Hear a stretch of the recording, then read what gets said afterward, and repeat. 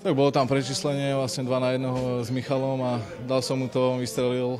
Už mohol on vlastne skorovať, ale brankárovi to vypadlo, tak som to iba dorazil. Všetci ti prajeme veľa gólov, ale toto bolo po trošku dlhej dobe. Tak bolo a ako dôležité sú víťazstva, ale ako hovorím, snažím sa hrať vždy dobre a nie vždy to tam padne a niekedy treba aj trošku šťastie a ako hovorím, no, dúfam, že sa to nejako rozbehne.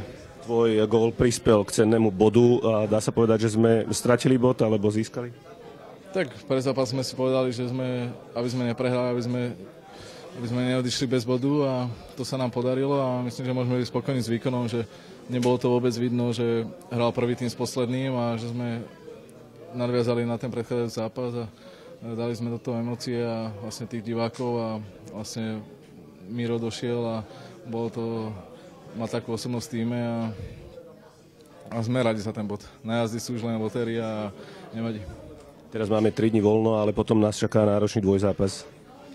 Tak trošku oddychneme a načerpáme nové síly a pripravíme sa na nedeľu a na pondelok. Ten prvý zápas má byť nejaký fialový, čo o tom vieš?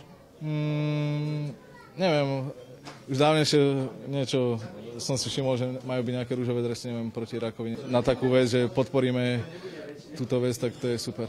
Odložil by si takýto fajnový dres? Tak samozrejme, každý dres do zbierky je pekný sa odložiť.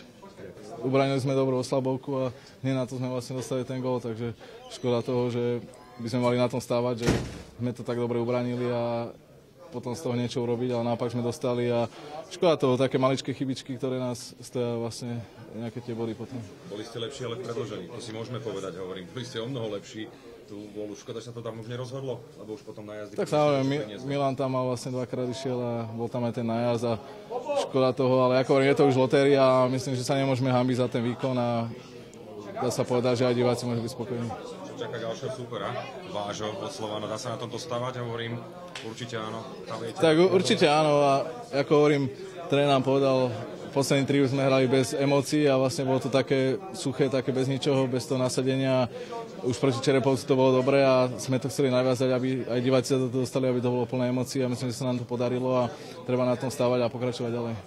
Prítomnosť Mira Šatana priniesla niečo do manšaftu týmu.